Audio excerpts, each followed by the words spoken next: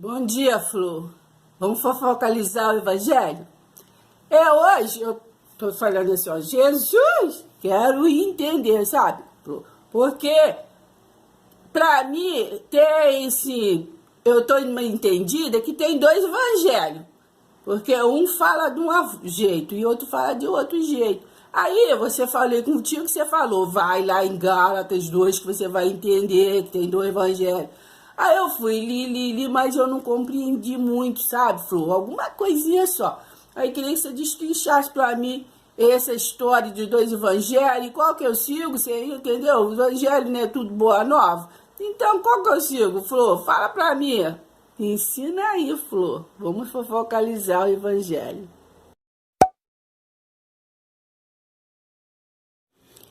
Em Gálatas 2, né, o apostolado aos judeus e aos gentios nos mostra aqui, evidente, dois evangelhos. O que Paulo trouxe para os gentios e o que Pedro pregava para os circuncisos. Aqui, ó, Paulo repreende a Pedro a justificação pela fé em Cristo Jesus. Então, nós somos justificados, está lá em Romanos 5, como já falei. Nós somos justificados por Jesus Cristo. Mas Pedro, ele era do outro evangelho. Ele estava errando o alvo, né?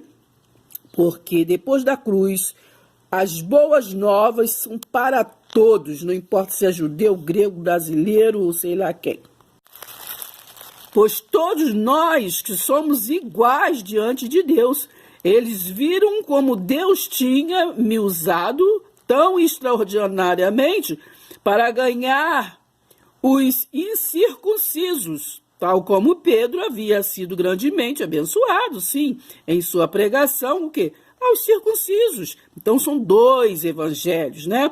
Agora, só que nós temos que nos atentar para o evangelho descer, depois da cruz, são nós os estrangeiros, não é isso? Pois pelo poder de Deus, Pedro foi usado como apóstolo aos que circuncisos, assim como eu fui feito apóstolo para anunciar o evangelho que é aos gentios. Gente, os circuncisos são o quê? Os da lei. Olha lá o que nós começamos a falar de Gálatas 3:10. Velho marido. E quando Pedro, Tiago e João, reconhecidos como colunas, porque o mesmo Deus a cada um de nós concedeu dons especiais, dons, né? Tudo é dom. Tá lá em Efésios 4, né? Ele separou uns para isso, outros para aquilo, tudo é o quê? Dom. Cada especificação daquilo é dom. Estenderam a mão direita a mim e a Barnabé, encorajando-nos a continuar a nossa pregação aos gentios, enquanto eles prosseguiriam a sua obra com os judeus. A única coisa que sugerida por eles foi que deveríamos sempre nos lembrar de ajudar os pobres, né? Então, esta é a comunhão, comum união, né? A oração, o partir do pão, ajudar os pobres, o que eu tenho procurado fazer, né? Foi o que Tiago disse também, né? Tiago também disse lá, Tiago tá falando, Tiago 1:1, está falando o quê? Para as 12 tribos. Aí lê Tiago 1, versículo 26 e 27, e também está falando sobre esta religião, né? A religião de Deus, né? Que é ajudar os necessitados. Pedro não estava errado, ele seguia a letra. Agora, vejo a sua parte desse pacto, né? Estamos em Gênesis 17. Disse Deus a Abraão, guarde a minha aliança, você e seus descendentes.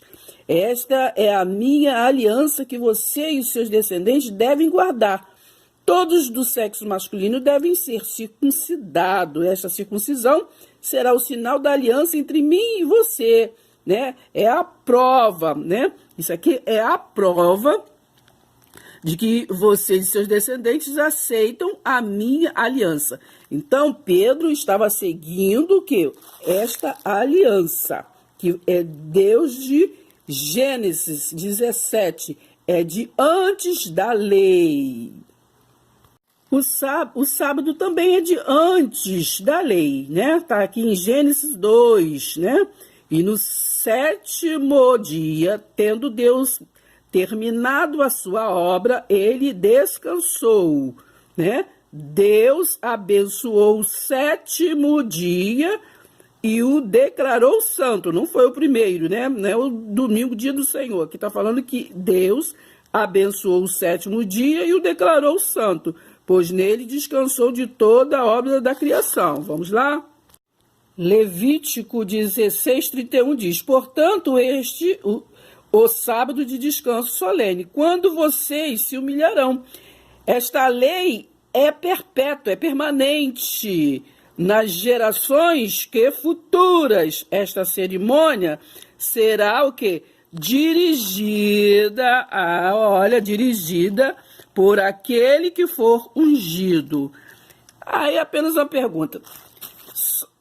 O sábado e a circuncisão com o dízimo, todos três foram de antes da lei.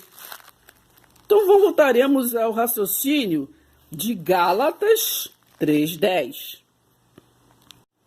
Então todas essas leis foram através dos Levi, né, do tribo de Levi, né, as leis que mesmo sendo de antes das leis. Mas olha a boa notícia, o sacerdócio levítico teve fim, mas o de Cristo é eterno, depois da cruz é eterno. Se, portanto, a perfeição houvera sido mediante o sacerdócio levítico, pois nele, baseado, o povo recebeu a lei.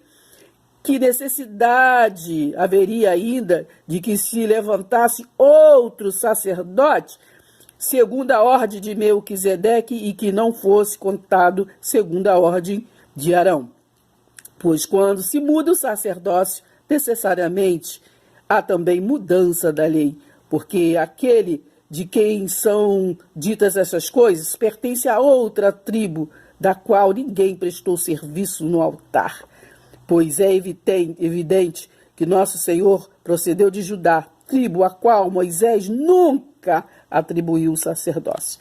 Amém? O que quer dizer ordem de Melquisedeque? Né?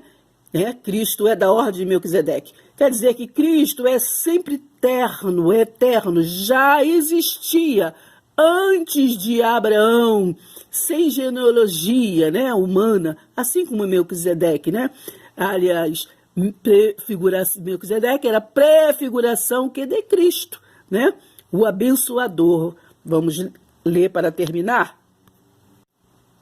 Hebreus 7, Melquisedeque é o quê? Tipo de Cristo, porque esse Melquisedeque, rei de Salém, sacerdócio do Altíssimo, que saiu ao encontro de Abraão quando voltava da matança, né? Abraão estava vindo o quê? Da matança dos reis.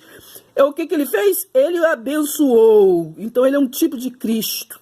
Ele abençoou primeiro Abraão, a Cristo, né? Ele abençoou primeiro Abraão, né?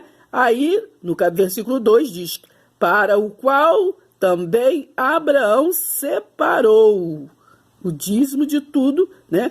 Então ele separou o dízimo de tudo. Quem estava vindo de onde? Da matança. Então ele separou, né, ali de todas as armas, de tudo, né, de tudo que ele teve para a guerra, ele separou e deu para Jerusalém, né, para Salém, que é Jerusalém, a casa do tesouro. Ele devolveu tudo aquilo que ele recebeu para ir para a guerra, né?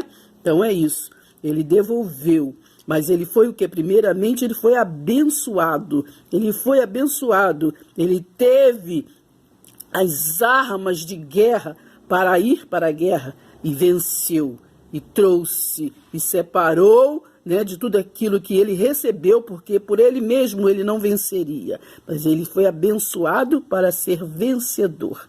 Aleluia.